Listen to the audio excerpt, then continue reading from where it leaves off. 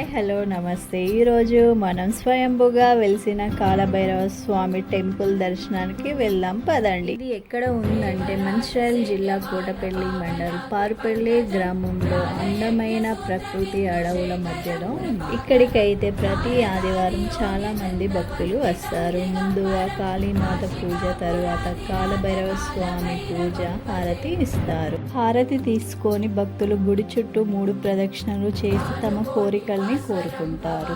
పూర్వం ఋషులు మునులు ఇక్కడ తపస్సు చేసేవారట.